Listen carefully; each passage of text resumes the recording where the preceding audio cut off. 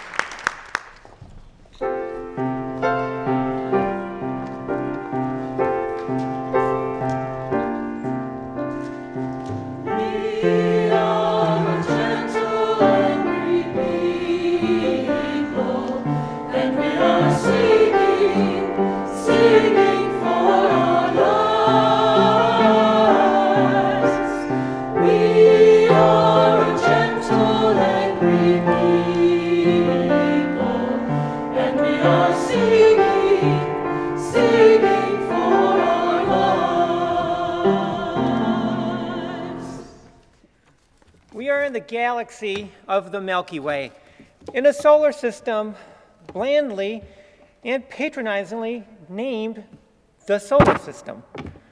On the third planet from its sun, named Earth, on the continent of North America, in the country of the United States of America, deep breath, in the state of Michigan, in the county of Kent, in this city of Grand Rapids, at the corner of Fountain Street and Library Place, numerically identified as 24 Fountain Street Northeast, on Native American soil.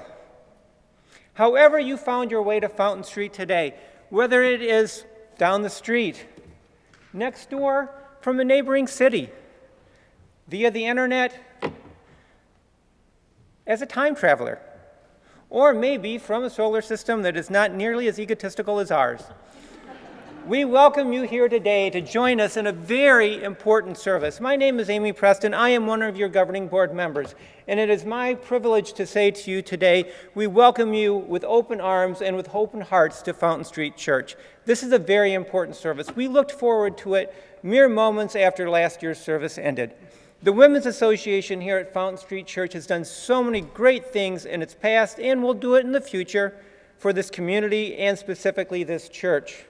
And today's service is no exception. Everything happening today, I have no idea how it's all going to get done. All I know is it won't start until I shut up. So it's with great happiness that I welcome to you Marie Maurer-Penny, the chair of the Women's Association.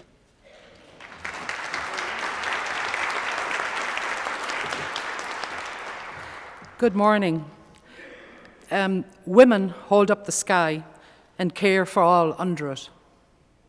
I am thankful for all of the women in my life, all the ancestors that came before me, women who struggled hard in hard times, who fought for freedom in our country, who raised children, who emigrated to every corner of this world to help the families at home.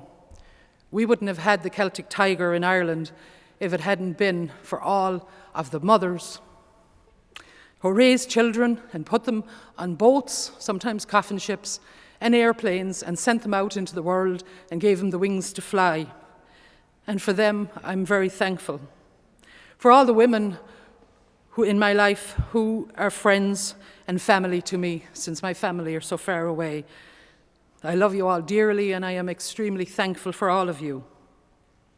To my beautiful, beautiful daughters, who are my hope for the future. We will have a woman someday in the White House, because I see it in my kids.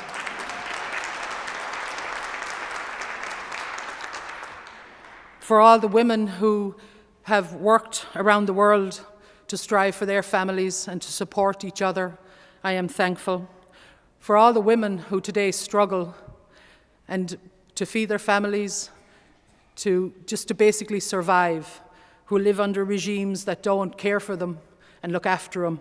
We should all care about that, and we should stand up for them and be their voice, because in this country you have a voice and you need to use it, and you need to be loud. For all the women in this church who have done so much for this congregation, we, as the Women's Association, are the oldest organization in this church. We were here before it burned down, the original church. Some of the women were the ones who went in and pulled out the sewing machines that they were using to make bandages for people in the First World War. They also raised money to pay off the mortgage of this very building nearly 100 years ago. For all the women who constantly have done things here, and sometimes with little thanks, I thank you today. For a very special woman who wanted to be here today and is here, but she's upstairs, Wendy Wooden, who gives herself just selflessly for all these years, who is here because there were some families who may not attend today if she didn't stay up there. She'll probably be embarrassed that I'm saying this, and so it's said though. And it needs to be said, and it needs to be yelled. We, as parents, are extremely, and women of this church are extremely thankful for Wendy and all the fabulous stuff she has done for us for all the years she's been here.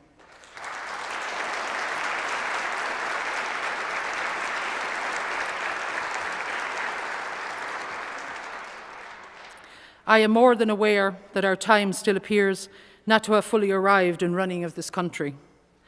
We're always the bridesmaids, and never the grabbers, obviously. So it's said that girls with dreams become women of vision. I hope for my girls and for all of our girls that if we give them the dreams, that they will go out and they will conquer this world. And now I'm going to get down to business, because I wouldn't be in Women's Association if we didn't do business. Next Sunday is our annual soup luncheon, which we use as our fundraiser to cover several things that happen around this church.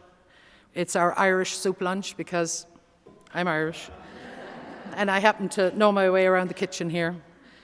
We have Irish music, we have homemade soups and breads, and it's extremely good value for $6.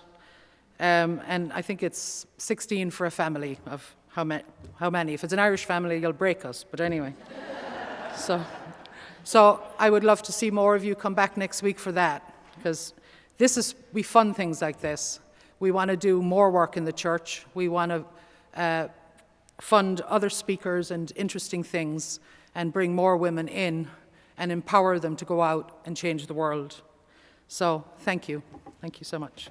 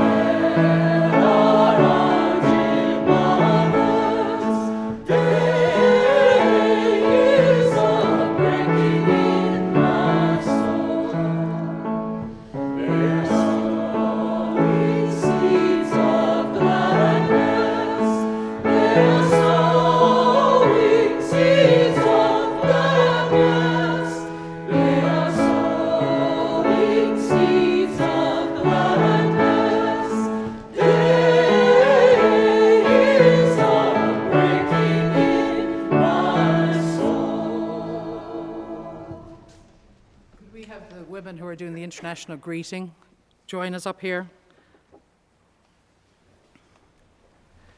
Céid míle fáilte, tá áthas gurm go raibh gach daoine in san chapel seo. Tá lán go bra le guaon dúite anis in san teach seo. Myra ní bhecir is mean dom, tá mé go hálín to Sweenig today. A million welcomes to each one of you. Thank you all for being here in this house today. My name is Marie Maher Penny, and I am from Ireland. Good morning.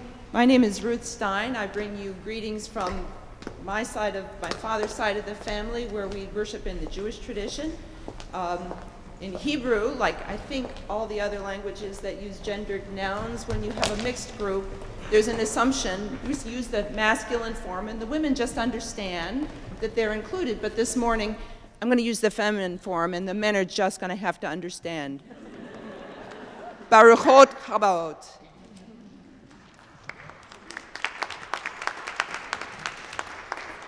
Good morning. My name is Christine Mwangi. I am originally from Kenya. I have resided in Grand Rapids for 5 years now. I am the founder of a women's health nonprofit here in the city called Be a Rose that addresses period poverty and provides feminine hygiene products to people in our community. I greet you with my family's language of Swahili, Habari.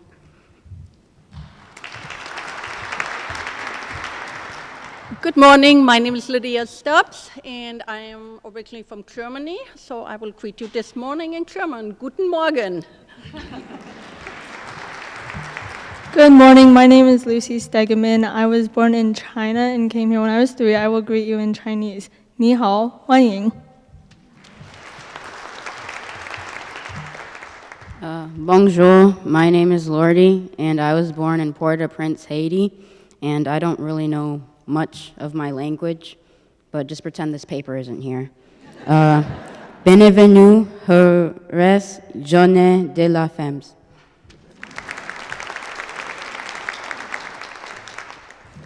That's my daughter. Good morning.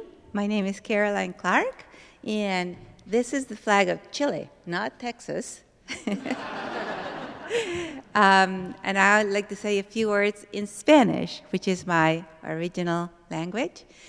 Bienvenidos. Welcome. Feliz Día de las Mujeres, the Internacional de las Mujeres. Happy International Women's Day.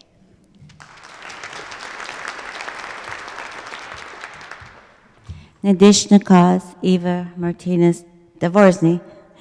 I am Ojibwe. I am a tribal member of Ojibwe, Odawa, and I speak Ojibwe language. And Nadishnikaz means my name is Eva. My greeting is Mino Gijigit, and I am one of the sisters of the Summer Cloud Singers. I hope.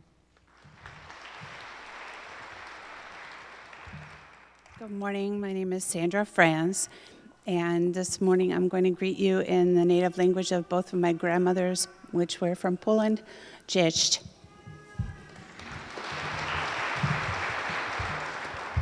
Ahoy, nebo debo den, vitida ve Fountain Street Church, eat mundre. My name's Amy. I am trying to speak my ancestors' language of Czech. I think, if I said it correctly, hello in a common way. Good day when I'm addressing elders in a more formal setting.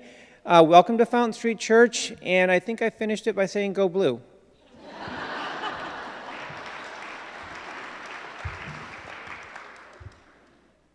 Assalamu alaikum.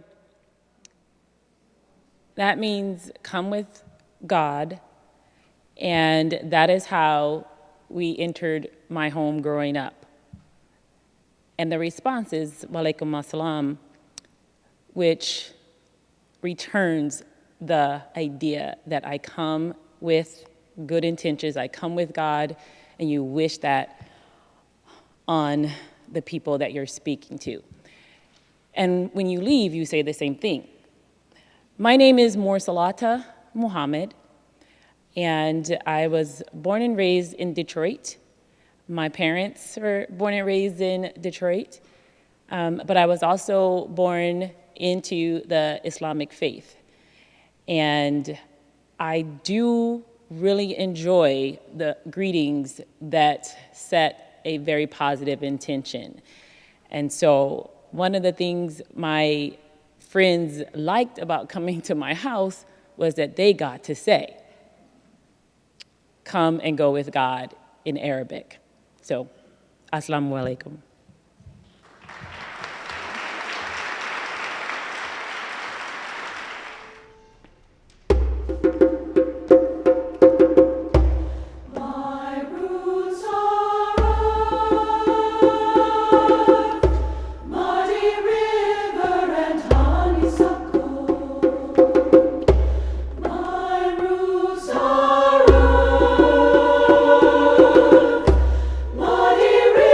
River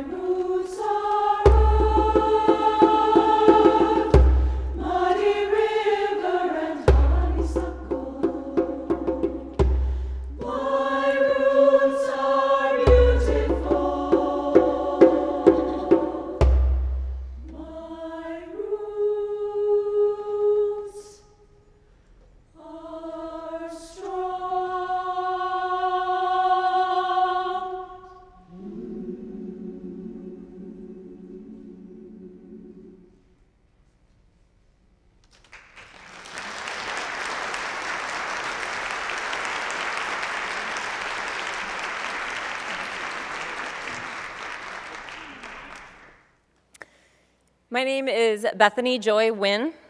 I'm the daughter of Jerry and Liz Rosenbaum of Linden, Washington and Grand Rapids, Michigan. Granddaughter of George and Elizabeth Rosenbaum and Herman and Hermine Engelhard of Iowa, of Minnesota, and of Michigan, all of them descended from families who came over from the Netherlands long ago.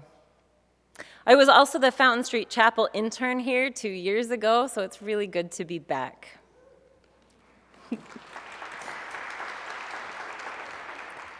I mentioned my parents and my grandparents as a practice of acknowledging where I came from and those who have gone before me. My family's heritage and the deepest roots of my faith are in Christianity. And what's beautiful is that as things grow, roots push through and around all manner of things. And they get intertwined with the roots of other growing things, and all those roots become part of a shared ecosystem under the surface. And sometimes the roots of one growing thing create a way through tough soil for the roots of another. So today I'm going to share a story of some women who have gone before us and whose story inspires my daily practice of hope and resistance in the face of systems and powers that kill and destroy.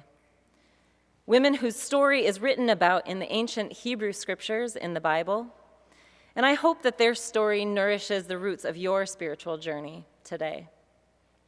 Their names are Shiphrah and Puah, and their story is recorded in Exodus 1, verses 15 through 20.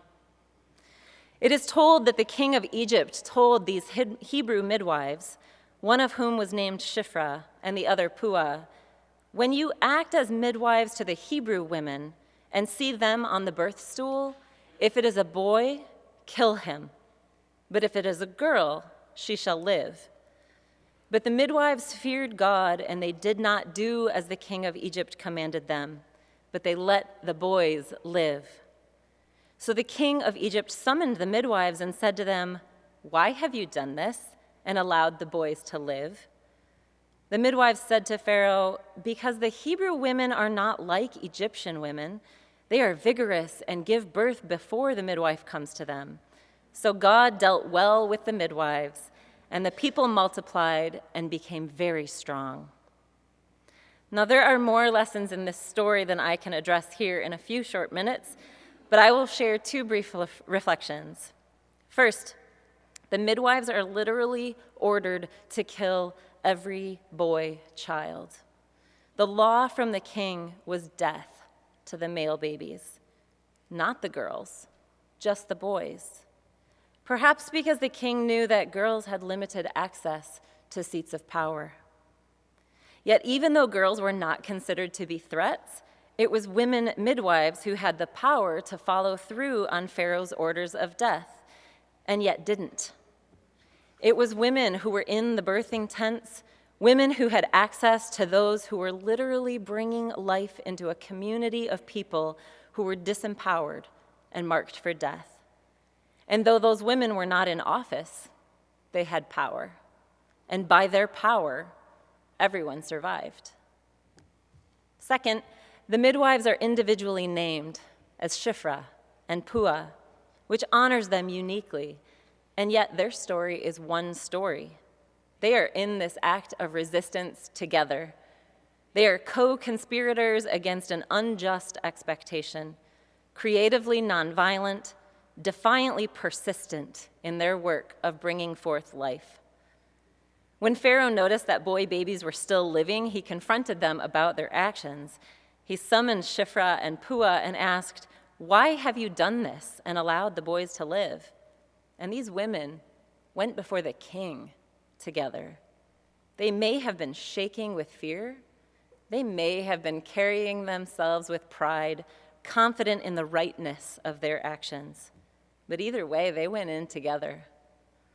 Can you imagine how easy it might have been for one of them to say, "Oh, it wasn't me, Shiphrah, she's such a gossip and a backstabber. I fully intended to do what you wanted. She made me look bad."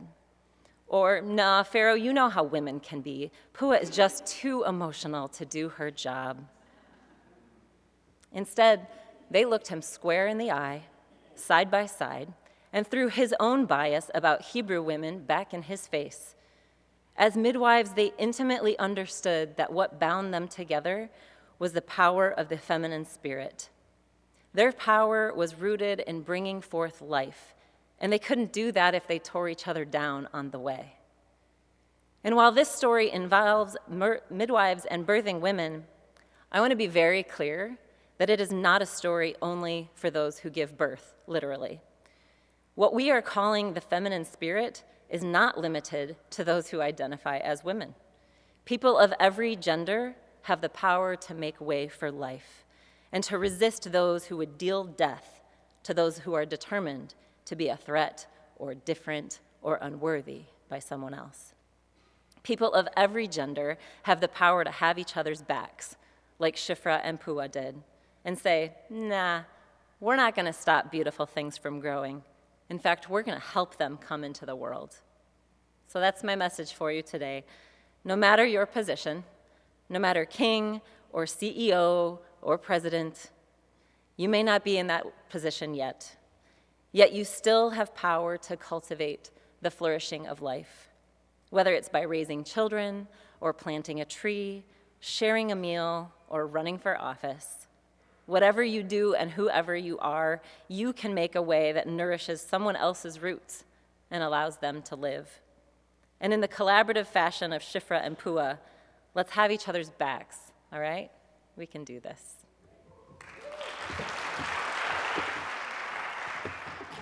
Good morning. My name is Jenny Makita, and I am a pastor here in the West Michigan area. You may see me at Blessings of the Animals and other such things, but this morning I am so deeply grateful to be here in this sanctuary with you that I call home as well.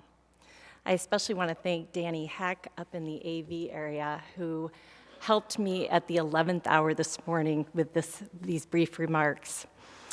The theme for this morning, when I was invited to do this, is celebrating the feminine spirit, wisdom of those who came before us, and an acknowledgement of the rising empowerment of women today, striving for equality for every person of every identity. So that's what I had to work with. I decided to start with someone who came before us, Rosa Louise Macaulay Parks, who was born in 1913. She is most known as an American civil rights activist and best known for her role in the Montgomery bus boycott. In 1955, for those of you who, a lot of folks may not, there are so many folks in this audience who probably were not even alive then, but the rule at the time was that in the buses of the city of Montgomery, Alabama, colored passengers had to sit at the back and leave the front seats to white passengers. On December 1st of 1955, Rosa Parks was just 42 years old. For some reason, I thought that she was a lot older when all of this happened, and then I read that and thought, 42, she was young. She rejected the bus driver's command, his name was Jake Blake, to relinquish her seat in the colored section to a white passenger because there were no longer seats in the white area. She said her feet were tired. He stopped the bus. She was arrested and fined $14. It was this action that ultimately led to the desegregation of bus seating and Rosa being called by the United States Congress the First Lady of Civil Rights. In 1988, 33 years later, Life magazine published an article called The Meaning of Life, the Big Picture. Scientists and theologians, authors and artists, celebrities and everyday sages on the street, including a taxi driver, were asked, why are we here? Among those that answered the question included the Tibetan Buddhist spiritual leader, the Dalai Lama, Star Trek actor Leonard Nimoy, musician Willie Nelson, Kareem Abdul-Jabbar of basketball fame, sex therapist Ruth Westheimer, and Rosa Parks. Rosa's answer ended with this line: memories of our lives, of our works, and our deeds will continue in others. And that leads me to today.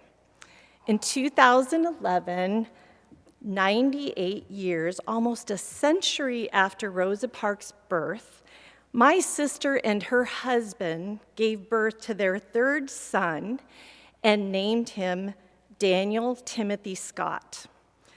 Almost immediately, Daniel's feminine spirit could not be contained and sprung forth with joyful abandon. And can you put the first picture up, please? Hopefully. That's my sister and Danny at age 2. Danny insisted on wearing tutus from the beginning. This picture was a time when they were still dressing him in traditional boy clothes with a boy haircut because he was their third son and their 2 older children had not expressed their feminine spirits like Danny. Interestingly, my sister and her husband, Mandy and Judd Scott, I actually wrote in my notes today that it's so interesting that Bethany would mention midwives because they have been midwives of Daniela's feminine spirit. And I wanted to share with you this picture because I think it speaks volumes. That was early on. And now, if you could move to the next one. This is Danny in his kindergarten class at his graduation. Next one, please. This is her husband, Judd, who decided that he would become an advocate early on when Danny was beginning this expression at age 5. This is what he wanted to do for, at that time he wanted to dress up like this for Halloween. And so Judd said, well, then I'm going to also. All right, and then the next one, please. Last year, in April, Daniela she and our entire family, including my great-grandmother, her grandparents, and in fact, my mom is sitting out there right now. She was there. Parents, siblings, aunts, uncles, cousins, friends, even members of a Swedish band called the Real Group celebrated the formal birth of the feminine spirit of Daniela at a legal name change ceremony here in Kent County. Her name is now Daniela Elizabeth Scott, a name she chose with the help of her older brothers. I wanted to also just mention that the picture of the jeans jacket, you can flip to the next one if you'd like. This is the entire family. Oops, I guess it's not yet. But the jean jacket that was on had embroidered on the back, Daniela. My mom did that. She created this for me, this stole. She's so talented, and so I wanted to give her a little shout out for that. The reason I told the story about Rosa Parks at the beginning is that just not too long ago, probably within the last month or so, Daniela, I went over to their house and she said to me, Aunt Ginny, I was just like Rosa Parks today on the bus. And I'm thinking, how does this, because immediately I'm thinking, does this have something to do with being transgender? I'm not really sure. And she said, no, I actually, when I got on the bus, they said 3rd graders couldn't sit in the back, only 5th graders. That was a rule the 5th graders, I guess, made up.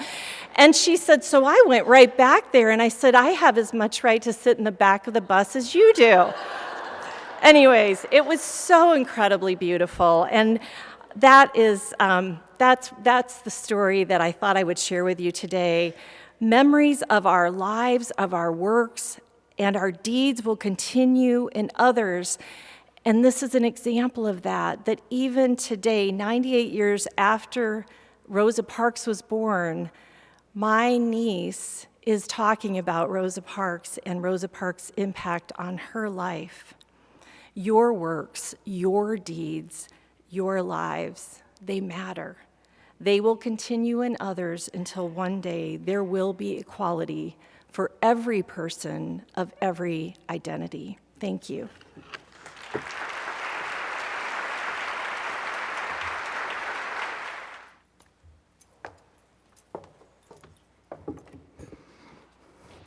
Bonjour. My name is Loretta Castaneda, and what I'm going to do is I'm going to introduce myself in the language, Ojibwe language, and I'm going to say the Ojibwe prayer in the language.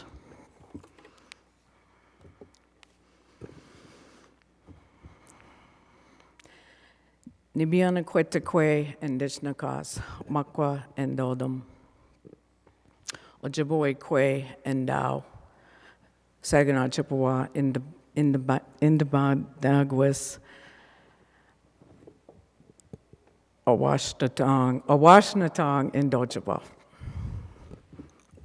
What I said is, my Indian name is Summer Cloud Woman. I am an Ojibwe woman. I belong to the Saginaw Chippewa tribe. I am Bear Clan, and I live in Grand Rapids.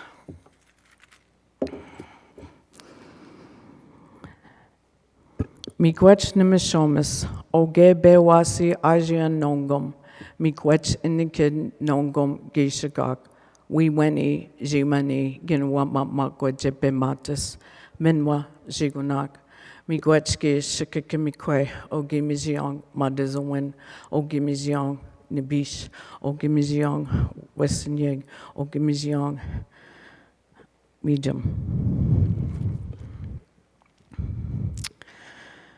Sema and Badanan, Gewidanong, Wabanong, Jawanong, Minwa, Epen Gishmak, Nadmoshin, Gigo Bian, Minwa, Zongde, Ean, Ahau, Nukonsodok. What I said was, thank you, Grandfather, for shining on us today. Thank you for this day. I will talk and look upon everyone in a good way. I give thanks for Mother Earth, for the food, for the water, for the animals, and for the air that we breathe. I lay my medicines in the 4 directions. Thank you, Grandfather. And I also said to all my relations, how we have a lot of our teachings through the medicine wheel. And in the medicine wheel, we have every direction we follow those directions. And every direction, every nation is in those directions. And when I say all my relations, I'm talking about all my relations from every nation. Aho, miigwech.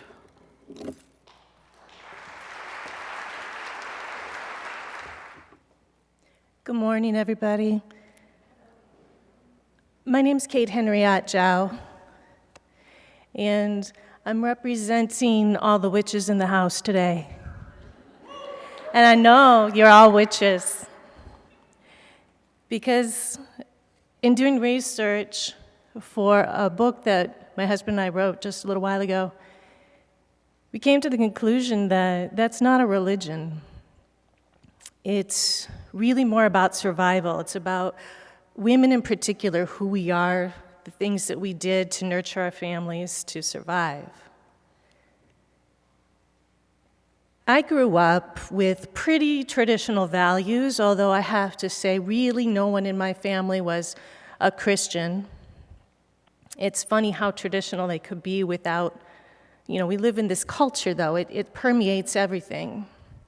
I grew up always trying to do the right thing, trying to be the good girl, make all the right decisions. But like Marie was mentioning earlier today in her opening, I was a dreamer. And dreams are the seeds. We're all dreamers when we're young, but when we grow, they get lost. We stop to see the magic that's in the world and that's all around us. But those dreams and those seeds can become visions, and visions become action, and action becomes change. We've had a lot of change in the last 4 years in particular. leading up to political climate, cultural events, worldwide events. And as far as women have come forward, we've gone backward too. And in my own life, making all those supposed right choices and moving forward and doing the things I thought were proper, I ended up going backward. I ended up in an abusive relationship. I ended up divorced. I ended up losing a business. Eventually, we ended up losing our home. And that was one of the worst fears I ever had to face. So I felt like I was going backwards and backwards, and it was very frightening at times, and all the crying and the screaming that I would do, wake up every morning and recommit to life and recommit to my family, recommit to my dreams that I believe would become visions in reality. So we all go through amazing things in our life. And I try to look at it as amazing. I try not to look at it as negative because I work with energies. I don't work with doctrine. I work with my ancestors. I work with spirit. So the energies that come to me, I don't judge. Judging, it's a waste of time. It's more like, what am I going to do with this? How do I make something of this? How do I become stronger? Who's my community? Who can I ask for help? Which is a really hard thing to do, to ask for help. I'm a diviner, so every day is new. Every day we have this opportunity. And though other people brought notes and stories, which I loved, I'm a diviner. I brought my cards. I'm going to pull some cards for us today because I know you're all witches. You can appreciate this. Even though we're in a Christian church, you think about who made these churches. Christianity was built on the backs of traditional pagans. I see my gargoyles right up here watching over us. We talk about where we are as women, our past, our present, our future, remembering our past. Like I said, sometimes we feel like we're going backwards, but maybe we have to go to the past to remember those things that we had forgotten that we need to bring forward again. So going back can be painful. Looking at things in your life can be difficult. But if you can leave the drama and leave the trauma and bring forth the wisdom, it can help us get to where we are in the present day and then move us to a better future.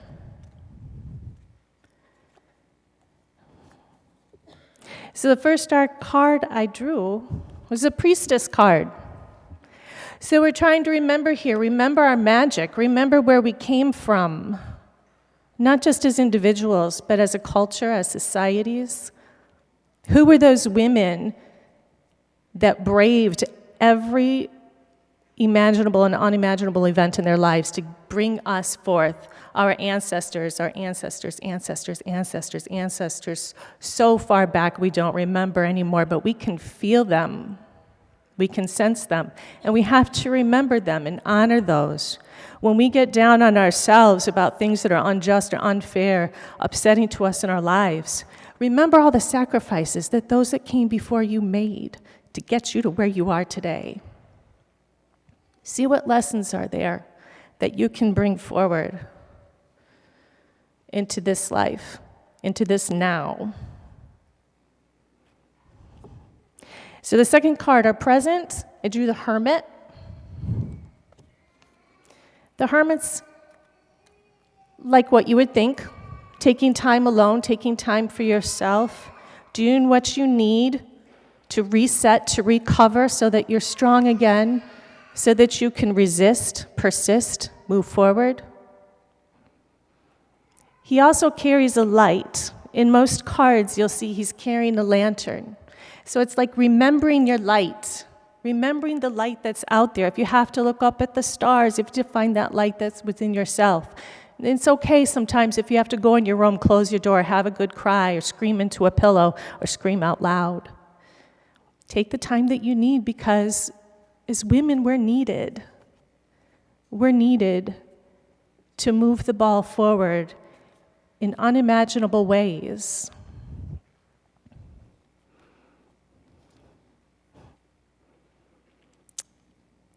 And then we have the magician.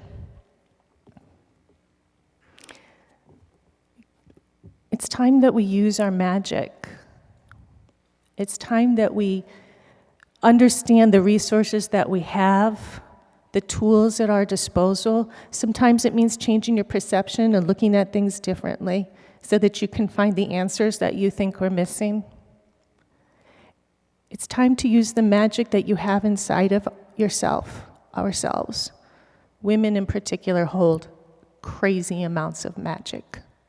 The things that we can do with leftovers, the things that we can do to dry a tear, the things that we can do when no one is finding a solution in business, and you bring forth the creative outlet, that creative solution to the boardroom, to politics. We're everywhere. And we need to bring that out again. We need to rise up. Through time, in our society, all around the world, the one thing that I understand as a diviner is that everything is connected. I don't just read cards, I just make stuff up. I read everything.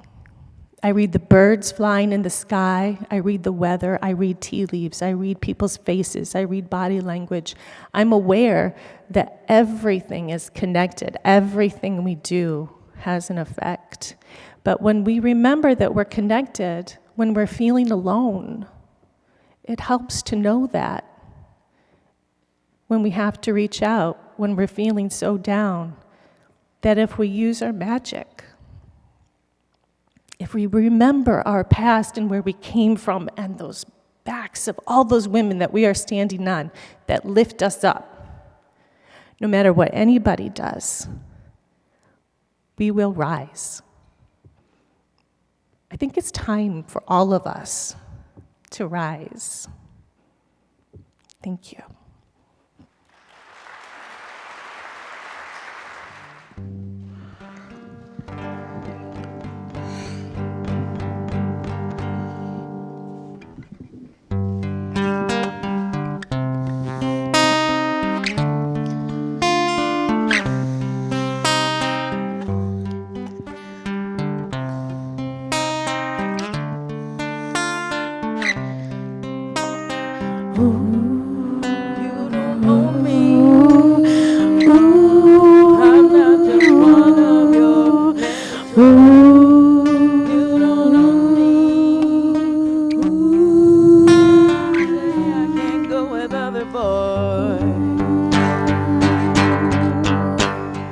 Don't tell me what to say. Don't tell me what to do. Please, when I go out with you, don't put me on display, no.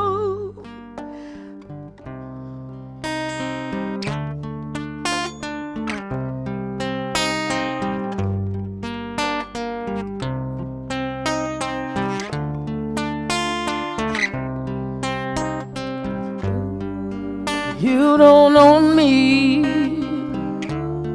Don't try to change me in any way. You don't own me.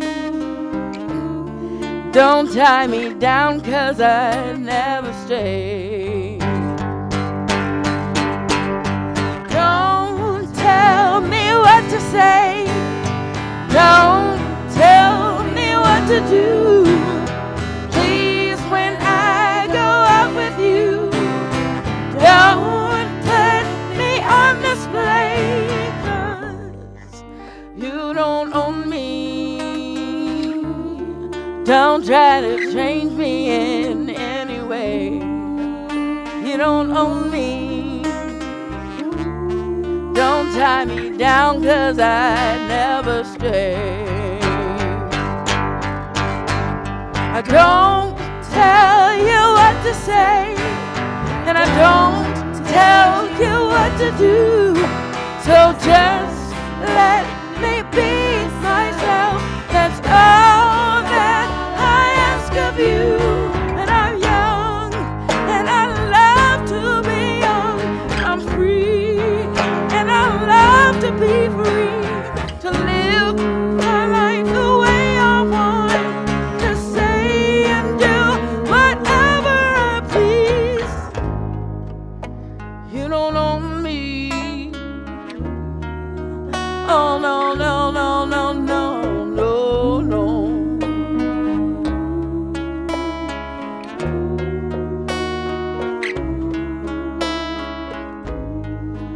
You don't own me. No, no, no, no, no, no, no.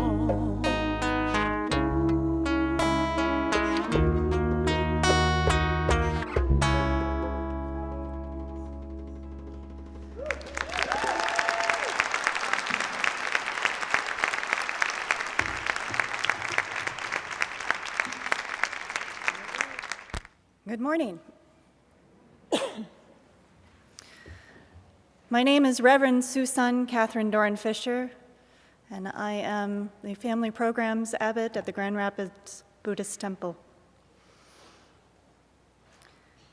Eager for the end of suffering, full of awareness, that's the way. When one's heart is not attached to pleasure, we say, that woman has entered the stream. In Buddhism, we have this idea that is called the bodhisattva. The bodhisattva is an enlightened being who postpones their own peaceful repose until all beings can be brought to peace. They live by 4 virtues: generosity, mindfulness of speech, completely forgetting oneself in the effort to help others, and living by helping each other. So today I honor all the women bodhisattvas who came before me. Great leaders have said that they were standing on the shoulders of giants. I like to think that I have been cradled in the arms of these matriarchs. Like the nuns who offered a safe space for abused women and helped them to re-enter society. Those who opened orphanages and educated children, who provided food and medicine for those who needed it, even when they were struggling to support themselves. The nuns who knitted stockings for barefooted monks in the winter because it helped to relieve their suffering. Those who refused to leave their temples and their communities, even when others were threatening to burn it down. Those who left behind all of society's ideas about what a woman should be in order to practice the way to end all suffering. The Buddha was initially very reluctant to let women join his community of monks. But when he was asked, "Are women able to attain enlightenment?" he replied, "Yes, they are able." At that moment, the Buddha acknowledged that the obstacles that women faced were cultural, not spiritual. So I look back on all the women that came before me who inspire me to find an inner peace, a peace that is deep and profound. And they inspire me to find the courage to bring that peace forward, to help relieve the suffering of all beings in all times. So I'm going to take a cue from one of my favorite people, Mr. Rogers. And please, for just 1 minute, not even that, I don't think I have that much time. Please turn your thoughts, your own personal mind, to all of those women from your past and your present who have made it possible for you to be right here in this present moment. Just 10 breaths.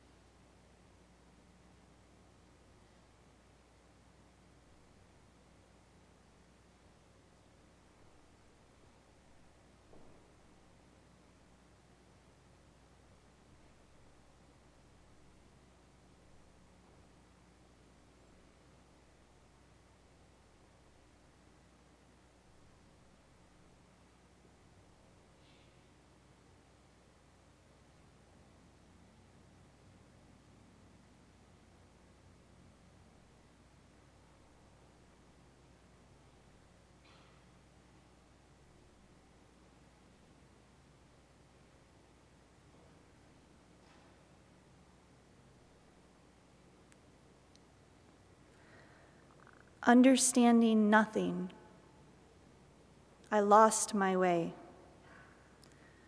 But now I see I too am one with the moon on the water and the floating clouds. Thank you.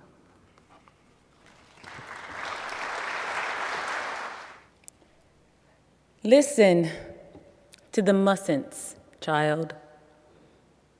Listen to the don'ts. Listen to the shouldn'ts, the impossibles, the won'ts. Listen to the never haves. Then listen close to me. Anything can happen, child. Anything can be. This poem by Shel Silverstein, I didn't really come across it until earlier this week, and it helped save my adult life that day.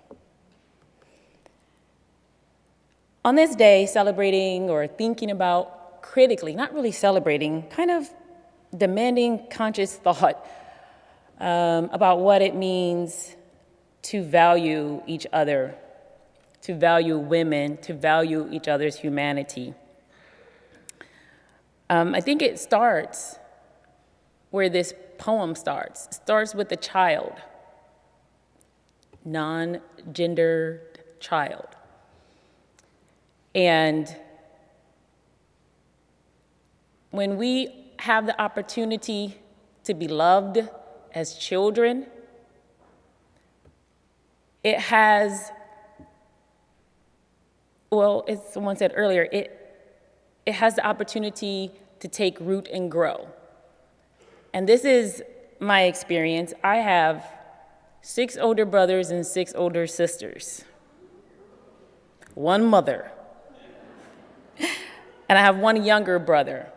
So I had the opportunity to be born number 12 of 13, and that was a blessing.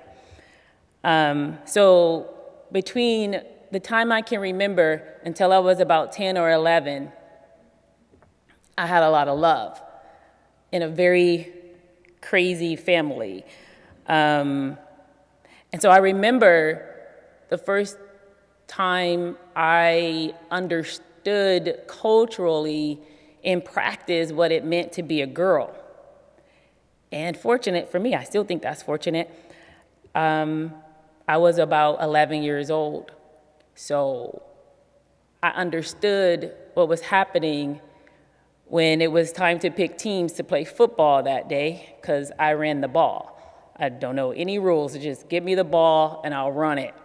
And later I found that there's like the running back, so yeah, I didn't know that.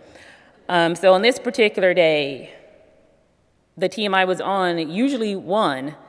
And so when we were picking teams, a boy said she can't play, she's a girl. And I didn't pay him any attention because I really didn't get what he was saying. But I saw that go around the boys like a contagious virus. And they were like, yeah, she's a girl, she's a girl, she's a girl. So I didn't play the first game. And so the boys that I usually played with lost. And then when it was time to play a second time, I was picked.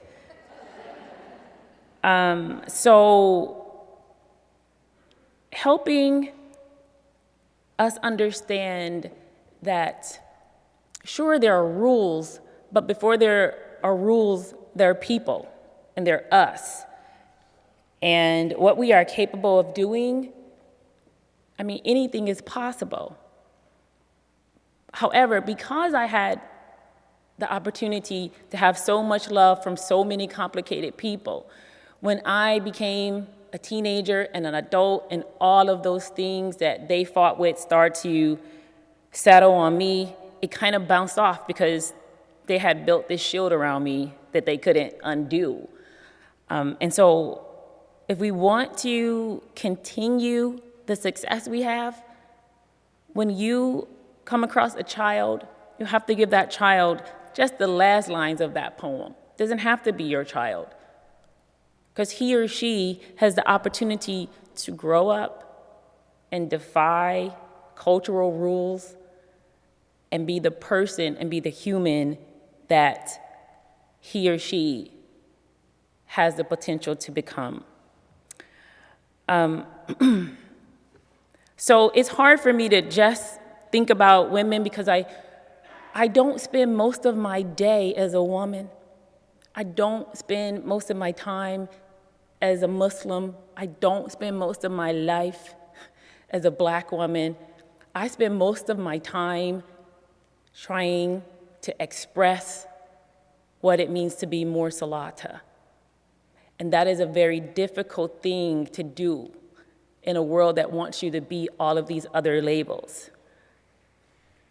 However, it's worth the effort, because if you think about your day, if you think about your time, who are you spending your time being outside of what everyone else expects? And so I'm gonna end this with 2 words that I use, and if you ever get an email from me, at the bottom it'll say summum bonum and Ubuntu. Summum bonum means the greatest good, like all the actions that we put forth as humans should have the intention to end up at some point as the greatest good. And that was important, that idea is important to me, because another thing when I was growing up and I would hear that the road to hell was paved with good intentions, that thoroughly confused me. Because I asked questions and I'm like, well, does that mean that the road to heaven is paved with bad intentions? And those are the kinds, okay. I mean, it's possible. What I come to realize is when we do I only have the power to put forth the action, and what becomes of that action is beyond my control. So yeah, I guess those 2 things can work together. And Ubuntu is part of an African philosophy, and it's been interpreted a couple different ways. Basically, it means I am because we are, or I am because you are. So one of the other things that I try to do, or I spend a lot of times doing, is that when I look at the people around me, I see the people around me, but what helps me make better decisions, what helps me be authentic in this world is that I see me when I see another person. I still see you. I see your color. I see your height. I see everything. But I also see me. And so if we can practice seeing that whole person, we don't have to be colorblind. We don't have to deny our differences. But we can also see each other in each other. And last point, men cry. Encourage the men around you to cry, to feel something hard enough so they can cry, get themselves together, and then do the work that we all need to do. Thank you.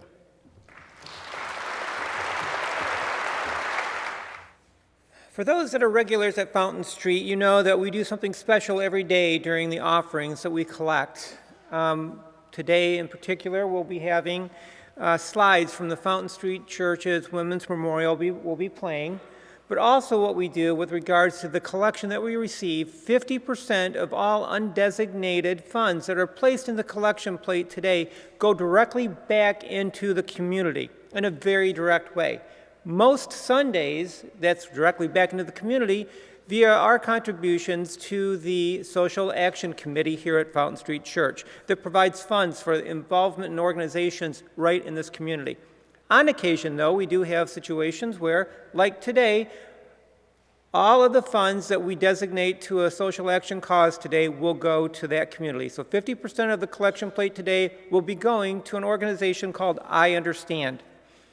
It's a topic some may not like to talk about, but it is so important, and that is suicide prevention. And those who are struggling with mental illness or those who have lost a loved one to suicide, there are resources in this community because of I Understand. I Understand is out in our social hall after the service, along with many other groups out there today. So please think of them as we take the collection today and hear music at the piano. Thank you.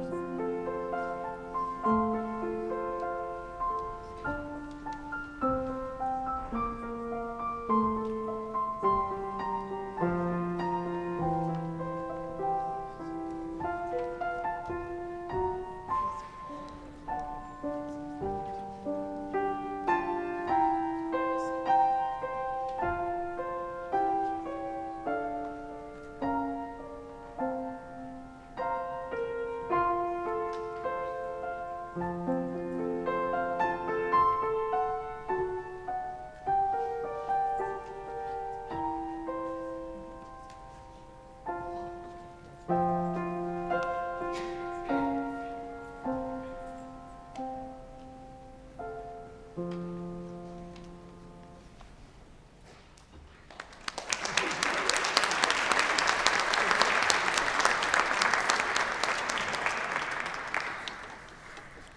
right.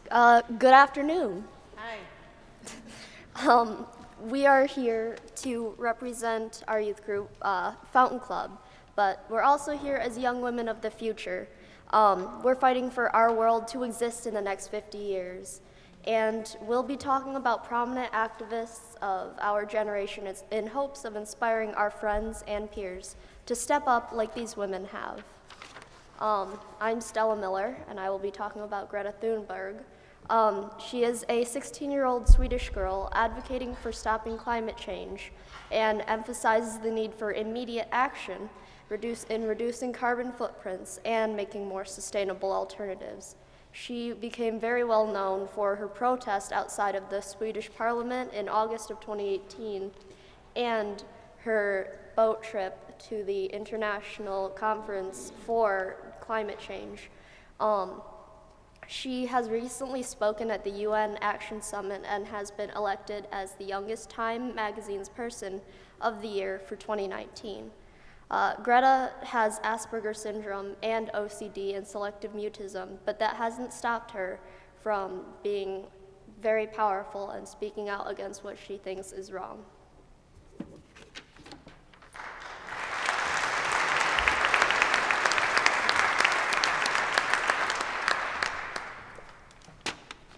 My name is Leila Penny, and I'm talking about Emma Gonzalez.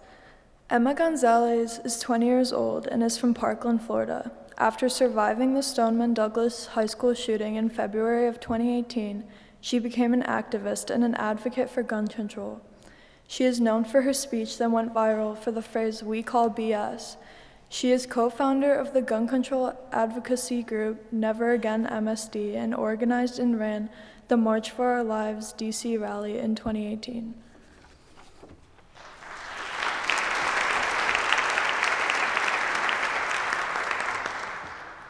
I'm Raquel, and I'm talking about Malala Yousafzai. She's a 22-year-old from Mingora, Pakistan. She grew up with her two brothers, mother, and father. She is well known for defying the Taliban in Pakistan and demanding that women should be allowed to receive an education. She was shot in the head by a Taliban gunman in 2012 and survived. She was 15 at the time. 1 year later, she self-published a book called I Am Malala. In 2014, she received the Nobel Peace Prize, making her the youngest person ever to receive this award. She has left an enormous impact on education for women and continues to do so today.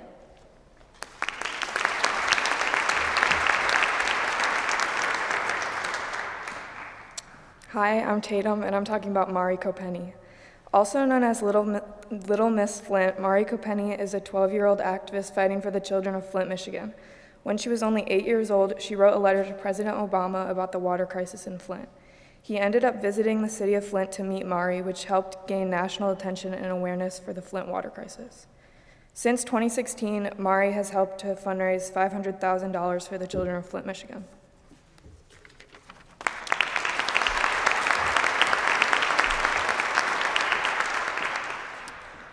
I'm Georgia, and I'm going to be talking about Jazz Jennings and Jocelyn Charger. Jazz Jennings is a 19-year-old transgender woman and activist. From a young age, her parents were open to her expressing herself for who she was and sharing her story with the rest of the world.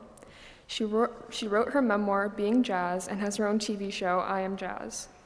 Among the amazing things she has done for the future of women, she has shown a light on the struggles of being a transgender woman. Jazz will be attending Harvard University in the future. Jocelyn Charger is a 22-year-old Native American climate activist. She helped organize the Standing Rock protests and has written many articles about Native American struggles. She is a member of the Cheyenne River Sioux tribe and lives on a reservation. When asked what she wanted older generations to understand about Gen Z, she replied, "I wish they understood the voice of the future, which means to really listen to what we, the youth, have to say and honor our vision." The Fountain Club will be going on a trip to DC this summer, and we're going to be focusing on climate change, and we would appreciate if anyone could support us in any way that you can. So thank you for listening.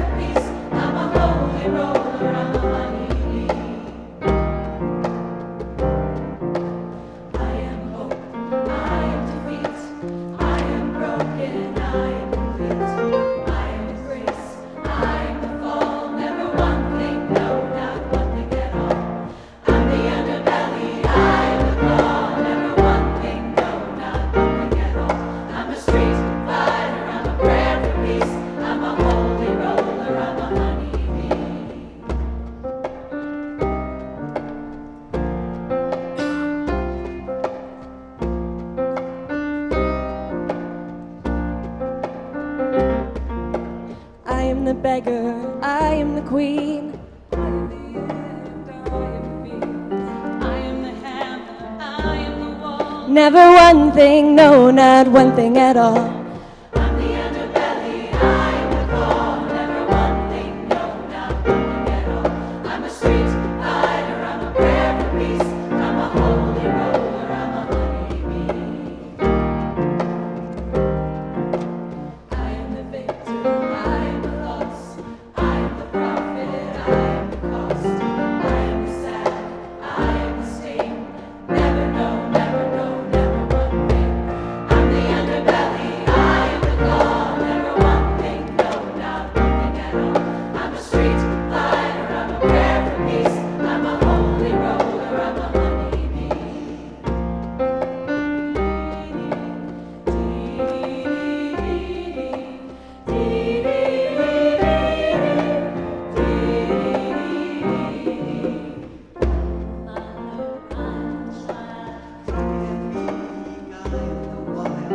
I am the witch, I am the saint, I am alive, never one thing. I'm the underbelly, I am the core, never one thing, no, not one thing at all.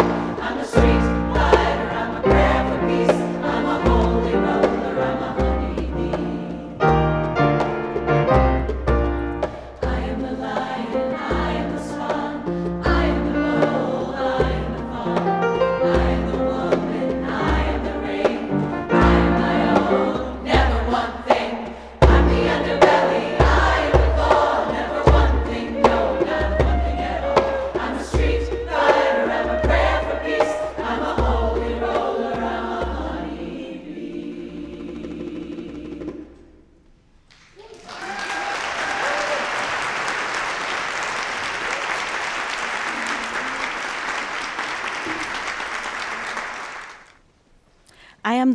I am that little girl who had dreams, who has become a woman with vision. My name is Melinda Isasi, and I'm the first Latina elected to the Grand Rapids City Commission.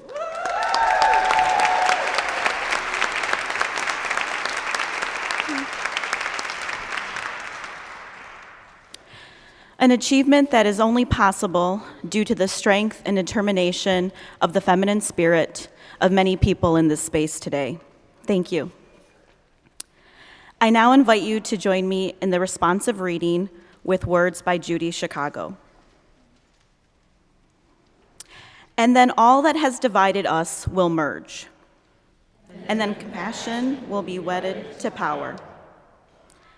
And then softness will come to a world that is harsh and unkind. And then all people will be gentle. And then all people will be strong. And then no person will be subject to another's will. And then the greed of some will give way to the needs of many. And then all will share equally in the earth's abundance. And then all will care for the sick and the weak and the old. And then all will nourish the young. And then all will cherish life's creatures. And then all will live in harmony with one another. The earth. And then everywhere will be called Eden once again.